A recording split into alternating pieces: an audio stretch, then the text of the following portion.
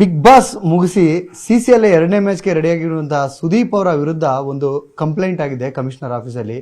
ಯಾಕಪ್ಪ ಈ ಕಂಪ್ಲೇಂಟು, ಏನು ಸಮಾಚಾರ, ಎಲ್ಲ ವಿಚಾರ ಮಾತಾಡೋದಕ್ಕೆ ಸುದೀಪ್ ಅವರ ಆಪ್ತ ಚಂದ್ರಚೂಡ್ ಅವರಿದ್ದಾರೆ. ಯಾಕೆ ಅವರು ಏನು ಎಲ್ಲ ಅವ್ರನ್ನೇ ಕೇಳ್ತೀನಿ. ಸರ್, CCL ಮ್ಯಾಚ್ ಎರಡನೇ ಮ್ಯಾಚ್ ರೆಡಿ ಆಗ್ತಿದೆಯಾ ಇಲ್ವಾ? ಆದರೆ ಕಂಪ್ಲೇಂಟ್ ಅಂತೂ ರೆಡಿ ಆಗಿದೆ, ದೂರ ಹೋಗಿದೆ ಕಮಿಷನರ್ ಅವರ ಕಚೇರಿಗೆ. ಏನ್ ದೂರ ಹೋಗಿದೆ ಹೇಳಿ, ನಿಮ್ಗೆ ಏನ್ ಮಾಹಿತಿ ಇದೆ? ಏನ್ ದೂರ ಹೋಗಿದೆ? ನಮ್ಗೆ ಬಂದಿರೋ ಮಾಹಿತಿ ಪ್ರಕಾರ 2023ರಲ್ಲಿ ನೀವು ಒಂದು ಮಾತುಕತೆಯ ಮುಖಾಂತರ ಒಂದು ಇತ್ಯರ್ಥ ಮಾಡ್ಕೊಂಡಿರ್ತೀರಿ. ವಾರಸ್ದಾರ ಅನ್ನುವಂಥ ಸೀರಿಯಲ್ ಏನಿದೆ, ಸುದೀಪ್ ಅವರು ಒಂದು ಖಾಸಗಿ ವಾಹಿನಿಗೆ ನಿರ್ಮಾಣ ಮಾಡಿರ್ತಾರೆ. ಆ ಒಂದು ಸೀರಿಯಲ್ಗಾಗಿ ಚಿಕ್ಕಮಂಗ್ಳೂರಿನಲ್ಲಿ ಒಂದು ಕಾಫಿ ತೋಟವನ್ನು ತಗೊಂಡಿರ್ತಾರೆ. ಅಲ್ಲಿ ಒಂದಷ್ಟು ಕಾಫಿ ತೋಟವನ್ನು ನಾಶ ಮಾಡಿರ್ತಾರೆ. ನಮಗೆ ನಷ್ಟ ಆಗಿದೆ ಅನ್ನುವಂಥ ನಿಟ್ಟಿನಲ್ಲಿ ಅವರು ಕೋರ್ಟ್ಗೆ ಹೋಗಿರ್ತಾರೆ. ಆದರೆ ನಮಗೆ ಅದರ ಒಂದು ಸೆಟ್ಲ್ಮೆಂಟ್ ಸಿಕ್ಕಿಲ್ಲ. ಒಂದು 60 ಲಕ್ಷಕ್ಕೆ ಸೆಟ್ಲ್ಮೆಂಟ್ ಮಾಡಿಕೊಡ್ತೀನಿ ಅಂತ ನೀವು ಹೇಳಿದ್ರಿ, ಆದರೆ ಬೇರೆ 10 ಲಕ್ಷ ಕೊಟ್ಟಿದ್ದಾರೆ. ಆದರೆ ಇದುವರೆಗೂ ನಮ್ಮ ಫೋನ್ ಪಿಕ್ ಮಾಡ್ತಿಲ್ಲ, ನಂಬರ್ನ ಬ್ಲಾಕ್ ಮಾಡಿದ್ದಾರೆ ಅನ್ನುವಂಥ ವಿಚಾರವಾಗಿ ಚಿಕ್ಕಮಂಗ್ಳೂರಿನ ದೀಪಕ್ ಅನ್ನುವಂಥ ಒಬ್ಬ ವ್ಯಕ್ತಿ ಈಗ ನಿಮ್ಮ ವಿರುದ್ಧ ಮತ್ತು ಸುದೀಪ್ ಅವರ ವಿರುದ್ಧ ದೂರು ನೀಡಿದ್ದಾರೆ. ಸರ್, ನೀಡಲಿ, ಸಂತೋಷ. ಪ್ರಜಾಪ್ರಭುತ್ವ ವ್ಯವಸ್ಥೆಯಲ್ಲಿ ಯಾರ್ಯಾರಿಗೆ ಏನೇನು ಅನ್ಸುತ್ತೋ ಆ ದೂರುಗಳನ್ನೆಲ್ಲ ನೀಡ್ಬೋದು. ಇದು ಮೊದಲನೇ ದೂರು ಅನ್ಕೋಬೇಡಿ. ಇದು ಮೊದಲನೇ ದೂರ ಆಗಿದ್ರೆ ನನ್ನ ಮುಖದಲ್ಲೊಂದು ಎಕ್ಸ್ಕ್ಲಮೇಟ್ರಿನೋ ಆಶ್ಚರ್ಯ ಸೂಚಕ ಚಿಹ್ನೆನೋ ಏನೋ ಒಂದು ಬಂದಿರೋದು. ಇದು ನನಗೆ ಗೊತ್ತಿರೋ ಹಾಗೆ 2023ರಿಂದ 2026 ಒಳಗಡೆ ಇದು 16ನೇದೋ 17ನೇದೋ ಇರಬೇಕು. ವಿಷಯ ಏನು ಅಂದರೆ 2016ರಲ್ಲಿ ನಡೆದಂತಹ ವಾರಸ್ದಾರ ಧಾರಾವಾಹಿಯ ಶೂಟಿಂಗ್ ವಿಚಾರ ನನಗೆ ಮಾಹಿತಿ ಇಲ್ಲ ನಾನು ಮಾತನಾಡೋದಕ್ಕೆ. ಯಾಕೆಂದರೆ ಆಗ ನಾನು ಈ ಇಶ್ಯೂದಲ್ಲಿ ಹುಟ್ಟಿರಲಿಲ್ಲ, ನನ್ನ ಜನ್ಮವೇ ಆಗಿಲ್ಲ, ನನ್ನ ಪಾತ್ರನೇ ಇಲ್ಲ ಇದರಲ್ಲಿ. ನಾನು ಪತ್ರಕರ್ತನಾಗಿದ್ದೆ, ಸಿನಿಮಾ ಮಾಡ್ತಾ ಇದ್ದೆ, ದಾದನ್ ಫ್ಯಾನ್ ಆಗಿದ್ದೆ ನಾನಾಗ. ಸೊ ಇದೆಲ್ಲ ಆದ ನಂತರ 2023ರಲ್ಲಿ ಎನ್ ಕುಮಾರ್ ಇಶ್ಯೂ ಸ್ಟಾರ್ಟ್ ಆಗುತ್ತೆ. ಇದರ ಮೂಲ ಎನ್ ಕುಮಾರ್ ಅವರು ಒಂದಷ್ಟು ಇಶ್ಯೂಗಳನ್ನ ಸ್ಟಾರ್ಟ್ ಮಾಡ್ತಾರೆ. ಮಾಡಿದಾಗ ನನಗೊಂದಿನ ಫೋನ್ ಬರುತ್ತೆ. ಸರ್, ನಾನು ಈ ಥರ ದೀಪಕ್ ಅಂತ ಚಿಕ್ಕಮಂಗ್ಳೂರಿಂದ ಮಾತಾಡ್ತೇನೆ, ನಾನೊಬ್ಬ ರೈತಾಪಿ, ನಿಮ್ಮ ಜಿಲ್ಲೆಯವನು ಸರ್. ಹೌದಾ, ಏನಾಗಿದೆಯಪ್ಪ ಅಂತಂದರೆ, ಸರ್ ನನಗೆ ಎನ್ ಕುಮಾರ್ ಮತ್ತು ಪ್ರಶಾಂತ್ ಸಂಬರ್ಗಿ ಇಬ್ಬರು ನನಗೆ ಬರಕ್ಕೆ ಹೇಳಿಕೊಂಡ್ರು ಇಲ್ಲಿಗೆ. ಅವ್ರು ಬರಕ್ಕೆ ಹೇಳಿದ್ರೆ ಅವ್ರನ್ನ ಮೀಟ್ ಮಾಡ್ಬೇಕು, ನನಗೆ ಯಾಕಪ್ಪ ಫೋನ್ ಮಾಡ್ತಾ ಇದೆಯಾ? ಇದು ಈ ಉತ್ತರ ಧ್ರುವ ದಕ್ಷಿಣ ಧ್ರುವ ಆ ಕಾಲದಲ್ಲಿ ಇದು ಯಾಕೆ ಸರಿ? ಇಲ್ಲ ಸರ್, ನಾನು ಕೂಡ ಒಂದು ಕೇಸನ್ನು ಸಾರ್ ವಿರುದ್ಧ ಹಾಕಿದ್ದೀನಿ. ಸೊ ಹಂಗಾಗಿ ಅದರ ವಿಚಾರದಲ್ಲಿ ನೀವು ಕೂಡ ಈ ಧರಣಿಯಲ್ಲಿ ಪಾಲ್ಗೊಳ್ಬೇಕು, ನಾವೆಲ್ಲ ಒಂದು ಸಭೆ ಸೇರ್ತಾ ಇದೀವಿ ಅಂತ ಒಂದಷ್ಟು ಸೂಕ್ಷ್ಮ ವಿಷಯಗಳು ಹೇಳ್ತಾರೆ. ನಾವು ಈಗ ನಾಳೆ ನಾಡದಲ್ಲಿ ನ್ಯಾಯಾಂಗಕ್ಕೆ ಹೋಗ್ತಾ ಇರೋದ್ರಿಂದ ಆ ವಿಷಯಗಳು ತುಂಬ ದೊಡ್ಡ ಸೆನ್ಸೇಷನ್ ಆಗೋದ್ರಿಂದ ನಾನು ಮತ್ತೆ ಮಾತಾಡ್ತೀನಿ, ಅದನ್ನು ಸೂಕ್ಷ್ಮವಾಗಿ ಹೇಳ್ತಾ ಇದ್ದೀನಿ. ಈಗ ನಾನು ಎನ್ ಕುಮಾರ್ ಅವರು ಪ್ರಶಾಂತ್ ಸಂಬರ್ಗಿ ಕೇಳಿ ಯಾಕೆ ಫೋನ್ ಮಾಡಿಸ್ತಾರೆ? ಏಯ್ ಸಂಬರ್ಗಿ ಏನೋ ಗೆಳೆಯ ಅಂತ ಕೇಳ್ತೇವೆ. ನಮ್ಮ ಗೆಳೆಯ ಅವನು, ಗೆಳೆಯ ಹಿಂಗೆ ಹೇಳಿದ್ರಪ್ಪ, ಕರೆಸ್ತೆ ಅಷ್ಟೇ, ಗೊತ್ತಿಲ್ಲ ಇವನು ಅಂತ ಗೊತ್ತಿಲ್ಲ, ನಂದೆಲ್ಲ ವಾಯ್ಸ್ ಎಲ್ಲ ರೆಕಾರ್ಡ್ ಮಾಡ್ಕೊಂಡು ಇರೋರಿಗೆಲ್ಲ ಬಿಡ್ತಾ ಇದ್ದಾನೆ, ಹುಷಾರಾಗಿ ನೀನು ಇದು ಮಾಡು, ನನಗೆ ಗೊತ್ತಿಲ್ಲ ಅಂತ. ನಾನು ಸರಿ, ಇದ್ರಲ್ಲಿ ನಿನ್ನ ಪಾತ್ರ ಇಲ್ವಾ ಅಂದ್ರೆ ನನಗೆ ನಿಜವಾಗ್ಲೂ ಗೊತ್ತಿಲ್ಲ, ನನಗೆ ಅವ್ರು ಹೇಳಿದ್ರು ನಾನು ಕರೆದೆ ಅಷ್ಟೇ, ನನಗೆ ಇವ್ನು ಯಾರು ಅಂತ ನಾನು ನೋಡಿಲ್ಲ ಅಂತ. ಸೀದಾ ಇದೇ ಮನೆ ಇದೇ ಟೇಬಲ್ಗೆ ಕರೆಸ್ತೀನಿ. ಏನಾಗಿದೆ ನಿಮಗೆ? ನಾನು ಸರ್, ನಾನು ನೋಡಲೇಬೇಕು ಸರ್, ನೋಡದೆ ಹೋದರೆ ನಾನು ಇನ್ನು 13 ದಿನ 2 ಗಂಟೆ 10 ಸೆಕೆಂಡಿಗೆ ಸೂಸೈಡ್ ಮಾಡ್ಕೊಳ್ತೀನಿ ಅನ್ನೋ ನೇಚರಲ್ಲಿ ಮಾತಾಡ್ತಾನೆ ಮನುಷ್ಯ. ಅಂದರೆ ಸುದೀಪ್ ಸರ್ನ ನಾನು ನೋಡದೆ ಹೋದರೆ ನನ್ನ ಬದುಕೇ ಇಲ್ಲ ಅನ್ನೋ ಥರ ಮಾತಾಡ್ತಾರೆ. ಆಗ ಎಂಥವ್ರಿಗೂ ಒಂದು ಅನ್ಸುತ್ತೆ ಅಲ್ವಾ, ಏನೋ ನಮ್ಮ ಅಣ್ಣನ ನೋಡಬೇಕು ಅಂತ ಆಸೆ ಪಡ್ತಾ ಇದ್ದಾರೆ, ಏನೋ ಕೋರ್ಟ್ ಕೇಸ್ ಅಂತ ಇದ್ದಾರೆ, ಇಶ್ಯೂ ಬೇರೆ ಕೂರಿಸ್ಕೊಂಡಾಗ ಅವರು ಮೊದಲು ನಮಗೆ ತೋರಿಸೋದು ಎನ್ ಕುಮಾರ್ ಅವರು ಕಾರಲ್ಲಿ ಕರ್ಕೊಂಡು ಹೋಗ್ತಾ ಇವರಿಗೆ ಏನೇನು ಹೇಳ್ಕೊಟ್ರು ಅನ್ನೋ ಒಂದು ವಿಡಿಯೋ ತೋರಿಸ್ತಾರೆ. ನನ್ನ ಹತ್ರ ಇದೇ ವಿಡಿಯೋ, ಅದನ್ನು ನಾನು ಎಲ್ಲಿ ಕೊಡಬೇಕು ಅಲ್ಲಿ ಕೊಡ್ತೀನಿ. ಅದಾದಮೇಲೆ ಪ್ರಶಾಂತ್ ಸಂಬರ್ಗಿ ಅವರು ಮಾತಾಡಿರೋ ಆಡಿಯೋ ಕೊಡ್ತಾರೆ. ಅಷ್ಟೊತ್ತಿಗೆ ಸಂಬರ್ಗಿ ನಾನು ಹೇಳಿದ್ನಲ್ಲ ಬೇರೆ ಕುಚಿಕು, ನಾನು ಕೇಳ್ತೀನಿ, ಏನ್ರಿ ನಿಮ್ಗೆ ಎಲ್ಲದನ್ನೂ ಆಡಿಯೋ ವಿಡಿಯೋ ಮಾಡೋದಲ್ಲ ಅಭ್ಯಾಸನ, ಇದು ನಂದೇನಾರು ಮಾಡ್ತಾ ಇದ್ದೀರಾ ಇಲ್ಲಿ ಅಂತ ಕೇಳ್ತೀನಿ. ಯಾಕಂದರೆ ನಾನು ಜಗತ್ತಿಗೆ ಇದನ್ನೆಲ್ಲ ಕಲಿಸಿದ ತಂದೆ, ಇದರ ಫಾದರ್ ನಾನು. ಏನು ಅಂದರೆ ನಾನು ನಿನ್ನ ಮೊಬೈಲೆಲ್ಲ ಆಚೆ ಇಟ್ಬಿಟ್ಟು ಬಾ ಅಂತೀನಿ. ಫಸ್ಟು ವಿಷಯನೇ ಗೊತ್ತಿಲ್ಲ ನನಗೆ, ಮೊಬೈಲೆಲ್ಲ ಆಚೆ ಇಡಿಸಿ ಇದೇ ಜಾಗ ಇವ್ರು ಕೂತಿರಲ್ಲ ಅದೇ ಜಾಗದಲ್ಲಿ ಕೂರಿಸಿದಾಗ ಗೊಳಾಡ್ತಾರೆ, ಸರ್ ಈ ಥರ ಆಗಿದೆ ಈ ಥರ ಆಗಿದೆ. ನನ್ನನ್ನು ಪ್ರತಿಭಟನೆಗೆ ಕರೆದ್ರು, ಇದ್ರ ಮುಂದೆ ನನ್ನನ್ನು ಸಂಬರ್ಗಿಯವರು ಒಂದು ಮೀಟಿಂಗಿಗೆ ಕರೆದ್ರು. ಸೊ ರವಿಚಂದ್ರನ್ ಅವ್ರ ಮನೆಗೆ ನಾವೆಲ್ಲರೂ ಹೋಗ್ಬೇಕು ಇವಾಗ ಅಂತ ಕರೆದ್ರು. ಕಿಚ್ಚ ಅವರಿಂದ ಅನ್ಯಾಯ ಆಗಿದೆ ಅಂತ. ಕಿಚ್ಚ ಅವರಿಂದ ಅನ್ಯಾಯ ಆಗಿದೆ ಹೆಂಗಾಗಿದೆ ಅಂತ ಕೇಳಿದ್ರೆ ಆತನ ಹತ್ರ ಮಾಹಿತಿ ಇಲ್ಲ. ನಾವು ಸರ್ ಹತ್ರ ಹೋಗಿ ಒಂದು ವಿಷಯ ತಗೊಂಡು ಹೋಗುವಾಗ ಕೆಂಪೇಗೌಡ ಸಿನಿಮಾ ಥರ ಲೋಡ್ ಬಂತಾ ಅಂತ ಕೇಳಿ ಇಟ್ಬಿಡೋಕ್ಕಾಗಲ್ಲ. ಅದೆಷ್ಟೊತ್ತಿಗೆ ಬಂತು, ಏನಕ್ಕೆ ಬಂತು, ನಾವು ಪತ್ರಕರ್ತನಾಗಿದ್ದವರು 5WS ಅಂಡ್ 1H ಕಂಪ್ಲೀಟ್ ತೊಗೊಂಡು ಹೋಗ್ಬೇಕು ಡೀಟೇಲ್. ಸೊ ಡೀಟೇಲ್ ಕೇಳಿದ್ರೆ ಅವ್ರಿಗೆ ಏನು ಅನ್ಯಾಯ ಆಯಿತು ಅಂತ ಗೊತ್ತಿರಲಿಲ್ಲ. ಸೊ ಈ ಥರದ್ದು ಆಗಬೇಕು, ನನಗೆ ತುಂಬ ಸಹಾಯ ಆಗಲೇಬೇಕು ಈ ಸಂದರ್ಭದಲ್ಲಿ. ಎನ್ ಕುಮಾರ್ ಮತ್ತು ಪ್ರಶಾಂತ್ ಸಂಬರ್ಗಿ ಇನ್ನು ಯಾರ್ಯಾರೋ ಚಿತ್ರರಂಗದ್ದು ಚೇಂಬರ್ ಮುಂದೆ ಸ್ಟ್ರೈಕ್ ಮಾಡ್ತಾ ಇರೋರು ಇದ್ದಾರಲ್ಲ, ಅವರೆಲ್ಲ ನನ್ನ ದುರುಪಯೋಗ ಪಡಿಸ್ಕೊಳ್ಳೋಕೆ ನೋಡ್ತಾ ಇದ್ದಾರೆ. ಸೊ ನಾನು ನಿಮ್ಮ ಬುಡಕ್ಕೆ ಬಂದಿದ್ದೀನಿ, ನೀವು ಅವರಿಗೆ ಪರಮಾಪ್ತರು ಅಂತ ಗೊತ್ತಾಯಿತು, ಟಿ ವಿಗಳೆಲ್ಲ ನೋಡಿದ್ದೀನಿ. ದಯವಿಟ್ಟು ಸರ್ ಹತ್ರ ಮಾತಾಡಿ ನನಗೊಂದು ಭೇಟಿಗೆ ಅವಕಾಶ ಮಾಡಿಸ್ಕೊಟ್ಬಿಡಿ ಸಾಕು. ಅಲ್ಲಿ ನಾನು ಕೇಳ್ತೀನಿ ಯಾಕೆ ಭೇಟಿ ಆಗಬೇಕು? ಈಗ ಒಂದು ದಿನಕ್ಕೆ ಲಕ್ಷಾಂತರ ಜನ ಕೇಳ್ತಾರೆ, ಸಾವಿರಾರು ಜನ ಮಾಡ್ತಾರೆ, ಮೆಸೇಜ್ ಹಾಕಿರ್ತಾರೆ, ಇನ್ಸ್ಟಾದಲ್ಲಿ ಹಾಕಿರ್ತಾರೆ. ನಿಮ್ಗೆ ಗೊತ್ತು ಅವ್ರು ಭೇಟಿ ಆಗಬೇಕು, ಒಂದು ಫೋಟೋ ಸಾಕು, ಒಂದು ಕಾಫಿ ಕಪ್ ಕುಡಿಬೇಕು, ಏನೇನೋ ಕೇಳ್ತಾರೆ ಅವ್ರ ಜೊತೆಲಿ, ಒಂದು ಮುತ್ತು ಕೊಡಬೇಕು ಅಂತೆಲ್ಲ ಕಳಿಸ್ತಾರೆ. ಇದು ಆ ಥರದ್ದೇನೋ ಒಂದು ಕಿಸಿನ ಕತೆ ಅನ್ಕೋತೀನಿ ನಾನು. ಸರಿ ಏನಪ್ಪ ಭೇಟಿ ಮಾಡಿಸಿದ್ರೆ ಸಾಕಲ್ವಾ ನಿನಗೆ, ಪ್ರಾಬ್ಲಮ್ ಇಲ್ವಾ ಅನ್ನೋದು ಅದನ್ನು ಹೇಳ್ತೀನಿ. ಆವಾಗ ಮ್ಯಾಕ್ಸ್ ಶೂಟಿಂಗ್ ನಡೀತಾ ಇರುತ್ತೆ ನಮ್ಮದು. ಮ್ಯಾಕ್ಸು ಇದೇ ಥರ Bigg Boss same October November ತಿಂಗಳದು ವೀಕೆಂಡು ಇಲ್ಲಿಗೆ ಬರ್ತಾ ಇರ್ತೀವಿ. ವೀಕಲ್ಲಿ ಮ್ಯಾಕ್ಸ್ಗೆ ಹೋಗ್ತಾ ಇರ್ತೀವಿ. ಪುರ್ಸೊತ್ ಯಾವುದಕ್ಕೂ ಇರಲ್ಲ ಅಂತ ಒಂದು ಬಿಸಿ ಶೆಡ್ಯೂಲ್ ನಮ್ಗೆಲ್ಲರೂ. ಸಿ ಸಿ ಎಲ್ ಅದಾದ್ಮೇಲೆ ಬರುತ್ತೆ. ಬಂದಾಗ ಇವ್ರಂತಾರೆ, ನೀನು ಹೇಗಿದ್ರು ಚೆನ್ನೈಗೆ ಬರ್ತಾ ಇದೆಯಲ್ವಾ, ಮಹಾಬಲಿಪುರಮಿಗೆ ಬರ್ತಾ ಇದೆಯಲ್ಲ, ಅವ್ರನ್ನ ಯಾರನ್ನು ಕರ್ಕೊಂಡ್ಬಂದ್ಬಿಡು.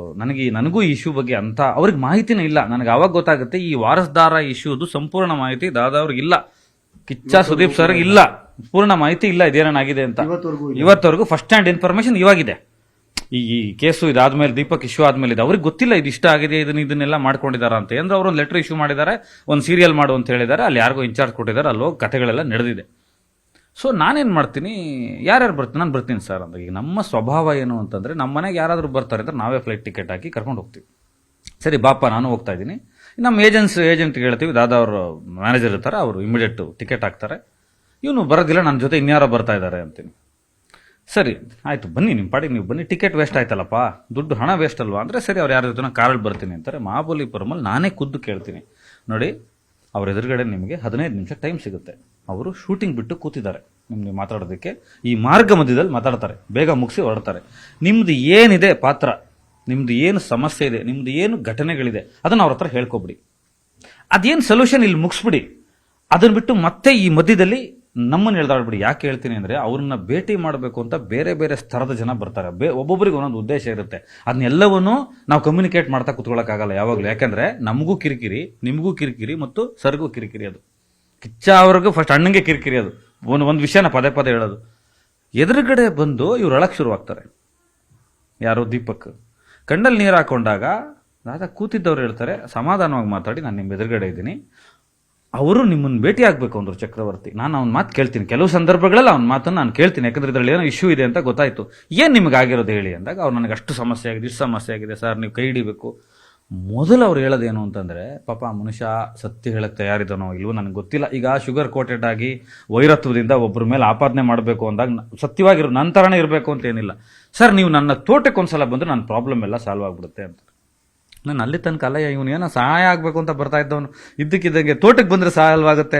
ಇಲ್ಲ ಸರ್ ನಾನು ಪ್ರೆಸ್ಟೀಜ್ ಇಶ್ಯೂ ಆಗಿದೆ, ಅದು ಇದು ಅಲ್ಲ ಅಂದ್ರೆ ಮಾತುಕತೆ ನಡೆದಾಗ 8ನೇ ನಿಮಿಷಕ್ಕೆ ಹೇಳ್ತಾರೆ ಇವರು, ನಿಮಗೆ ಇಡೀ ಕರ್ನಾಟಕ ರಾಜ್ಯ ದೇಶಕ್ಕೆ ಗೊತ್ತಪ್ಪ ಕಿಚ್ಚ ಅವ್ರ ಮನಸ್ಸು ಹೆಂಗೆ ಅಂತ. ಅದನ್ನೇನು ನಾವು ಎಕ್ಸ್ಟ್ರಾ ಹೇಳ್ಬೇಕಾಗಿಲ್ಲ. ನಿನಗೆ ಅದೇನು ಸಹಾಯ ನಾನು ಇಷ್ಟು ಮಾಡ್ತೀನಿ, ಹೊರಡ್ರಿ ನೀವು, ಇದ್ರ ಮೇಲೆ ನನಗೆ ಮಾತಾಡ್ಬಾರ್ದು, ಓಕೆನಾ ಅಂದರೆ ಒಪ್ಕೊಂಡ್ಬಿಡ್ತಾರೆ ಅವ್ರು. ಮುಗಿಸ್ಬಿಡ್ರಿ ಇದನ್ನ, ಏನು ಪಾಪ ಅವನು ಇದು ಮಾಡೋದು ಬೇಡ, ಅವ್ರಿಗೂ ತೊಂದರೆ ಆಗೋದು ಬೇಡ. ಮನೆಗೆ ಬನ್ನಿರಿ, ನಮ್ಮ ಮನೆಗೆ ಒಂದು ಊಟಕ್ಕೆ ಬನ್ನಿ, ಕಾಫಿ ಕುಡಿಸ್ತೀನಿ ನಾನೇ, ನೀವು ಇದೆಲ್ಲ ಮುಗಿಸ್ಕೊಂಡು ಬನ್ನಿರಿ, ಈ ಕೇಸೆಲ್ಲ ಇಟ್ಕೊಂಡು ನಮ್ಮ ಮನೆಗೆ ಬರಬೇಡಿ, ನನಗೆ ಅದು ಇಷ್ಟ ಆಗಲ್ಲ. ಇದೆಲ್ಲವೂ ಸರಿ ಆದ್ಮೇಲೆ ನಮ್ಮ ಮನೆಗೆ ಬನ್ನಿ, ಒಂದ್ಸಲ ನಿಮ್ಮ ವೈಫ್ನೆಲ್ಲ ಕರ್ಕೊಂಡು ಬನ್ನಿ, ತಲೆ ಕೆಡ್ಸ್ಕೊಬಿಡಿ, ನಾನು ಇದೀನಿ ಹೋಗಿ ಅಂತ ಹೊರಟ್ಬಿಡ್ತಾರೆ. ಎಷ್ಟು ಅಮೌಂಟ್ ಅಲ್ಲಿ ಉಲ್ಲೇಖ ಆಯ್ತು? ಏನಕ್ಕೆ ಅಂದ್ರೆ ಅವರು 90 ಲಕ್ಷಕ್ಕೆ ಒಪ್ಕೊಂಡಿದ್ರು ಅನ್ನುವಂತ ನಿಟ್ಟಿನಲ್ಲಿ ಇವತ್ತು ಮೆನ್ಷನ್ ಮಾಡಿ ದೂರು ನೀಡಿದ್ದಾರೆ ಸರ್. ಇದೇ ದೀಪಕ್ ಮಯೂರ್ ಪಟೇಲ್ 20 ಲಕ್ಷಕ್ಕೆ ಒಪ್ಕೋತಾರೆ. 90 ಲಕ್ಷಕ್ಕೆ ಅಂತ ಹೇಳಿದ್ದಾರೆ ಸರ್. ನಾನು ಈ ಮಾಹಿತಿ, ನಾನು ಅಲ್ಲಿ ಬದುಕಿದ್ದೆ, ಈಗಲೂ ಚಂದ್ರಚೂಡ್ ಅವರೇ ಇದ್ರು ಅಲ್ಲಿ ಒಪ್ಕೊಂಡಿರುವಂತದ್ದು ಅಂತ. ನಾನೇ ಜೀವಂತ ಸಾಕ್ಷಿ, ನಾನೇ ಐ ವಿಟ್ನೆಸ್. ಈ ಕೋರ್ಟ್ ಮಾಡಿದ್ದೆ ದೀಪಕ್ ಅವರು. 20 ಲಕ್ಷ. 20 ಲಕ್ಷ ಕೇಳಿದ ತಕ್ಷಣ ನಾನು ಯಾಕೆ ಅವ್ರನ್ನ ಸ್ಮೃತಿಸ್ತೀನಿ ಗೊತ್ತಾ, ಕಿಚ್ಚ ಅವ್ರನ್ನ? 1 ಸೆಕೆಂಡ್ ಹಿಂಗೆ ಟೈಮ್ ತಗೊಳ್ಳಲ್ಲ. ಆಯ್ತು ನೋಡ್ರಿ, ಅಷ್ಟಾದ್ರೂ ಸಾಲ್ವ್ ಆಗುತ್ತೆ ನಿಮ್ಮ ವಿಷಯ, ಓಕೆನಾ, ಬೇರೆ ಏನಾರು ಇದೆಯಾ ಅಂತ ಕೇಳ್ತಾರೆ. ಮತ್ತೆ ಅವಾಗ್ಲೂ ಅವ್ರು ನೀವು ನಮ್ಮ ಮನೆಗೆ ಬರಬೇಕು ಅಂತಾರೆ, ಅಂದ್ರೆ ಚಿಕ್ಕಮಗಳೂರು ತೋಟಕ್ಕೆ ಬರಬೇಕು ಅಂತಾರೆ. ಅವಾಗ ಇವ್ರು ಹೇಳ್ತಾರೆ, ನೀವು ಮೊದಲು ನಮ್ಮ ಮನೆಗೆ ಬನ್ನಿ, ನನ್ನ ಮನೆಗೆ ಬಾ ನೀನು ಫಸ್ಟ್ ಗೆಳೆಯ. ಹಿಂಗೆ ಮಾತಾಡ್ತಾರೆ, ನೀನು ನನ್ನ ಫ್ರೆಂಡು, ಹಂಗೆ ತಲೆ ಕೆಡ್ಸ್ಕೊಬೇಡ, ನಾನು ಫಸ್ಟ್ ಟೈಮ್ ನಿನ್ನನ್ನು ನಿಜ ಹೇಳ್ತೀನಿ, ಇವನು ವಾರಸದಾರ ಅಷ್ಟೆಲ್ಲ ಮಾತಾಡ್ತಾನಲ್ಲ, ಕಿಚ್ಚಾರ್ ಅವರು ನೋಡೇ ಇಲ್ಲ ಮುಖ ನೀವೇನಾ ದೀಪಕ್ ಅಂದ್ರೆ ಅಂತಾರೆ, ನೀವೇನೇನ್ರಿ ಅಂತಾರೆ, ಗೊತ್ತೇ ಇಲ್ಲ ಅವ್ರಿಗೆ ವಿಷಯ. ಅರ್ಧ ಸೆಕೆಂಡಲ್ಲಿ ಹೇಳ್ತಾರೆ, ಈ ಕೇಸನ್ನ ಸಾಲ್ವ್ ಮಾಡ್ಕೊಂಡ್ಬಿಟ್ಟು ಮನೆಗೆ ಬಾ, ಕಾಫಿ ಕುಡಿ, ನಮ್ಮ ಮನೆಗೆ ಒಂದು ಊಟ ಮಾಡ್ಕೊಂಡು, ನಿಮ್ಮ ವೈಫ್ನು ಕರ್ಕೊಂಬಾ, ಮಗನ್ ಕರ್ಕೊಂಬಾ. ನನಗೆ ಇವತ್ತು ಆ ಮಗನ ಹೆಸರು ನೆನಪಿದೆ, ಧನುಷ್ ಪಟೇಲ್ ಅಂತೆಲ್ಲ ಮೆಸೇಜ್ ಕಳಿಸಿದ್ದೇನೆ ಸರ್. ಇದು ಮುಂದಕ್ಕಿದೆ ಧಾರಾವಾಹಿ, ತುಂಬ ಚೆನ್ನಾಗಿದೆ ಅದು ಕತೆ. ನೀವು ಒಂದು ಕಂತಲ್ಲಿ ಕೇಳೋಕ್ಕಾಗಲ್ಲ. ಇದು ಪಾರ್ಟ್ 5 ಮಾರ್ಕು, ಮ್ಯಾಕ್ಸ್ 2 ಎಲ್ಲ ತೆಗಿಬೇಕು. ಬಟ್ ಅಲ್ಲಿಗೆ ಮುಗ್ದೋಯ್ತು ಕೆಲಸ ಅಂತ ನಾವು ಬಂದ್ಬಿಡ್ತೀವಿ. ನನಗೆ ಈ ಸಂಬರ್ಗೀದ್ ಕಾಲು ಇದೆಲ್ಲ ಬರುತ್ತಲ್ಲ, ನೋಡಿದ್ರೆ 3ನೇ ದಿನಕ್ಕೆ ಈ ಮನುಷ್ಯ ನಾವು ಅಲ್ಲಿ ಮಾತಾಡಿರೋದನ್ನ ಮೆಸೇಜ್ ಕಳಿಸ್ತಾನೆ.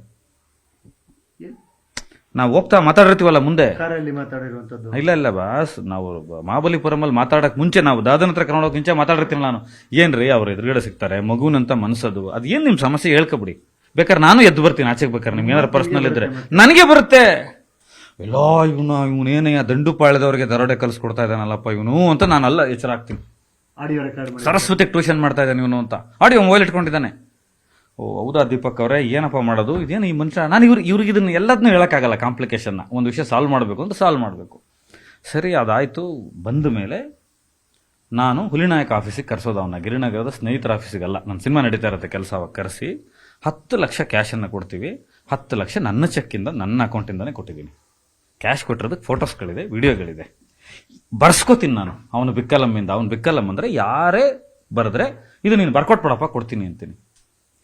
ಖಡಾಖಂಡಿತವಾಗಿ ಸ್ಪಷ್ಟವಾಗಿ ಬರೆದು ಇಬ್ಬರು ಸಾಕ್ಷಿ, ಆತ ಕರ್ಕೊಬಂದಿದ್ದು ಒಂದು ಸಾಕ್ಷಿ, ನಮ್ಗೆ ಎಲ್ಲ ಹಾಕ್ಸಿ ಅಷ್ಟೂ ಡಾಕ್ಯುಮೆಂಟ್ನ ಇಟ್ಕೊಂಡು ವಿಡಿಯೋಗಳು ಇಟ್ಕೊಂಡು ಕಳಿಸ್ಕೊಡ್ತೀನಿ. 20 ಲಕ್ಷ ದುಡ್ಡು ಕೊಟ್ಟಿದ್ದೀರಾ, ಆದ್ರೆ 10 ಲಕ್ಷ ಬಂದಿದೆ, ಅದಾದ ನಂತರ ಎತ್ತಾ ಇಲ್ಲ ಅನ್ನುವಂಥದ್ದು ಇದೆ. 10 ಲಕ್ಷ ಅವ್ರು ಒಪ್ಕೊಳ್ಳೇಬೇಕು, ಯಾಕಂದ್ರೆ ನಾವು ಚೆಕ್ಕಲ್ಲಿ ಕೊಟ್ಟಿದ್ದೀವಲ್ಲ, ಇಲ್ಲಾಂದ್ರೆ ಅದನ್ನೂ ಒಪ್ಕೋತಿರಲ್ಲ ಮನುಷ್ಯ ಅನ್ಸುತ್ತೆ. ಅಟ್ಲೀಸ್ಟ್ ಆ ಮನುಷ್ಯ ಇವತ್ತಾರು ಒಂದು ಸತ್ಯ ಹೇಳ್ಬೋದಿತ್ತು 20 ಲಕ್ಷ ತಗೊಂಡಿದ್ದೀನಿ ಅಂತ. ನನಗೆ ಬೇಸರ ಆಗಿದ್ದೇನೆಂದ್ರೆ ಮತ್ತೆ ಸುಳ್ಳಲ್ಲಿದ್ದಾನೆ ಇನ್ನು, ಯಾಕಂದ್ರೆ ನಂತರ ದಾಖಲಾತಿಗಳಿದೆ, ನಾನು ಕೊಟ್ಟೆ ಕೊಡ್ತೀವಿ. ಈಗ ನಾವು ಏನು ಮಾಡ್ಬೇಕು ಅದನ್ನು ನಾವು ಮಾಡೇ ಮಾಡ್ತೀವಿ.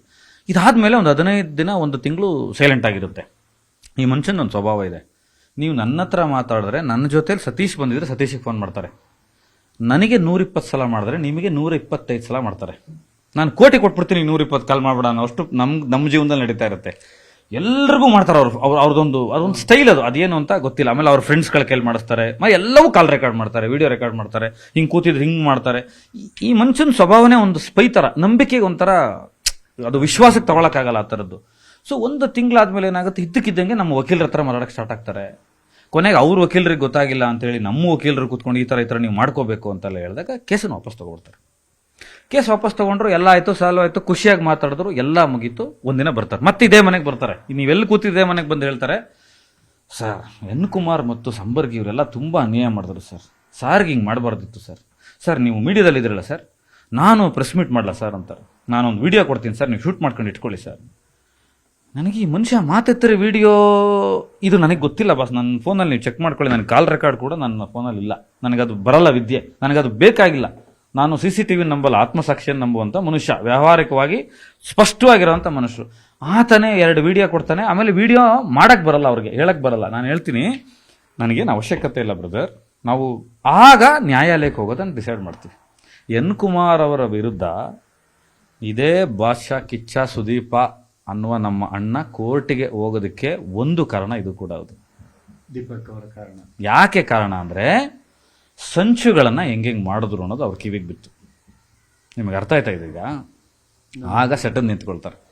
ಇದು ನಿಜವಾದ ಕಾರಣ, ಸುಮ್ಮನೆ ನೋವಾಗಿಲ್ಲ. ಅವ್ರು ಸುಮ್ಮನೆ ತನ್ನ 30ನೇ ವರ್ಷದ 29ನೇ ವರ್ಷದ ಸಿನಿಮಾ ಇಂಡಸ್ಟ್ರಿ ಟೈಮ್ ಇದ್ದಾಗ ಕೋರ್ಟಿಗೆ ಬಂದು ನಿಂತ್ಕೊಳ್ಳಲ್ಲ ಒಬ್ಬ ಸೂಪರ್ ಸ್ಟಾರ್ ಬಂದ್ಬಿಟ್ಟು. ಈಗ ಕೇಸ್ ನಡೀತಾ ಇದೆ. ಸೊ ಈ ಸಂದರ್ಭ ಬರುತ್ತೆ. ಸರಿ ಆಯಿತು, ಇದು ಮುಗಿದೋದ್ಮೇಲೆ ಈ ದೀಪಕ್ದು ಒಂದೊಂದೇ ಶುರುವಾಗುತ್ತೆ. 15 ದಿನಕ್ಕೆ ಒಂದ್ಸಲ ಬರ್ತಾರೆ, ಯಾರೋ ಸ್ನೇಹಿತರು ಕರ್ಕೊಂಡ್ಬರ್ತಾರೆ, ಬಂದು ಹೇಳ್ತಾರೆ, ಮಗು ಥರ ಮಾತಾಡ್ತಾನೆ ಒಂದೊಂದ್ಸಲ, ಇದ್ದಕ್ಕಿದ್ದಂಗೆ ಅನ್ಯನ್ ಥರ ಬದಲಾಗ್ತಾರೆ. ನಾನೇ ಮನಃಶಾಸ್ತ್ರ ಓದಿರೋ ಅಂದರೆ ಇವನು ಯಾರು ನನಗಿಂತ ಹುಚ್ಚ ಇದ್ದಾನಲ್ಲ ಅನ್ನೋ ಥರ ಮಾತಾಡ್ತಾರೆ ಸಡನ್ ಆಗಿ. ಫಸ್ಟ್ ಅವರು ಕೇಳೋದು, ಸರ್ ಕಿಚ್ಚ ಸರ್ ಮನೆ ಮುಂದೆ ನಿಂತಿದ್ದಲ್ಲ ಸರ್ ಅಷ್ಟು ಕಾರು, ಆ ಮಧ್ಯದಲ್ಲಿ ಒಂದು ಕಾರ್ ಬೇಕು ಅಂತ. ನಾನು ಮನೆಗೆ ಹೋದಾಗ ಮಧ್ಯದ್ದು ಯಾವ್ದು ಕಾರ್ ನೋಡ್ತೀನಿ, ರೇಂಜ್ ರೋವರ್ ಕೇಳ್ತಾ ಇದ್ದಾರೆ ಅವರು, ಇದೇ ತಾನೇ ಮಧ್ಯದಲ್ಲಿ ನಿಂತಿರೋದು ಅಂತ. ಇದೇನಾ ಮಧ್ಯದಲ್ಲಿ ನಿಲ್ಸೋದು ಅಂತ ನಮ್ಮ ಚೆನ್ನ ಕಡಲ್ ರಾಜ್ನೆಲ್ಲ ಕೇಳ್ತೀನಿ. ಹೌದು ಸರ್ ಇದೇ ನಿಲ್ಸೋದು ಅಂತ. ಹೌದಾ, ಆಮೇಲೆ ಸರ್ ನಾಳೆ ನನ್ನ ಮಗನ ಕರ್ಕೊಂಡ್ಬಂದಿದ್ದೀನಿ ಸರ್ ಅಂತ ಫೋನ್ ಮಾಡ್ತಾರೆ. ನನ್ನ ಮಗನ ನಾನು ಕರ್ಕೊಂಡ್ಬಂದಿದ್ದೀನಿ, ಈಗ ನನ್ನ ಮಗನಿಗೆ ಕಿಚ್ಚವರು ಒಂದು ಬ್ಯಾಟ್ ಕೊಡಬೇಕು ಅಂತ. ಯಾವ್ದು ಗುರು ಇದು, ಇದನ್ನ ಹೆಂಗೆ ಹ್ಯಾಂಡಲ್ ಮಾಡೋದು, ಇದನ್ನ ಹೆಂಗೆ ನಿಭಾಯಿಸೋದು? ಬ್ಯಾಟಾ ನಿಮಗೆ ಕಿಚ್ಚ ಸುದೀಪ ಅಂದ್ರೆ ಏನಂತ ಗೊತ್ತು, ಅವರು ಆ ವ್ಯಕ್ತಿತ್ವ ಎಲ್ಲರಿಗೂ ಗೊತ್ತು. ಬ್ಯಾಟ್ ಜೀವನನೇ ಕೊಡುತ್ತದು, ದುಡ್ಡು ಕೊಡಲ್ವಾ, ಬ್ಯಾಟ್ ಕೊಡಲ್ವಾ, ಇನ್ನೇನಾದ್ರೂ ಕೇಳಿದ್ರೆ ಕೊಡಲ್ವಾ? ನಾನು ಹೇಳ್ತೀನಿ ಅಪ್ಪ, ಈ ಕಾರು ನನ್ನ ಹತ್ರ ಎಲ್ಲ ಮೆಸೇಜ್ ಇದೆ ಬ್ರದರ್. ಯಾಕೆ ಈಗ ಬ್ಲಾಕ್ ಮಾಡಿದ್ದೀನಿ ಅಂದರೆ, ನನಗೆ ಸೂರ್ಯ ಗುಡ್ ಮಾರ್ನಿಂಗ್ ಹೇಳ್ತಾನೆ ಬಿಡ್ತಾನೆ ಗೊತ್ತಿಲ್ಲ, ಈ ಮನುಷ್ಯ ಹೇಳ್ಬಿಡ್ತಾನೆ. ನಾನು ಇದಕ್ಕೆ ನಾನು ಬ್ಲಾಕ್ ನನ್ನ ಕೈಲಿ ಆಗಲ್ಲ. ನಾನು ಬಿಟ್ಟೋದ್ರು ನಾನು ಅಷ್ಟು ಕಾಟ ಕೊಟ್ಟಿಲ್ಲ, ಅಷ್ಟು ಕಾಟ ಕೊಟ್ಟಿದ್ದಾನೆ ಮನುಷ್ಯ. ನಿರ್ಭೀತ, ನಿಷ್ಪಕ್ಷಪಾತ, ವಿಶ್ವಾಸಾರ್ಹ ಸುದ್ದಿಗಳಿಗೆ ಮತ್ತೊಂದು ಹೆಸರಾಗಿರೋ ನ್ಯೂಸ್ 18 ಕನ್ನಡ ಈಗ ಆಪ್ನಲ್ಲೂ ಲಭ್ಯ ಇದೆ.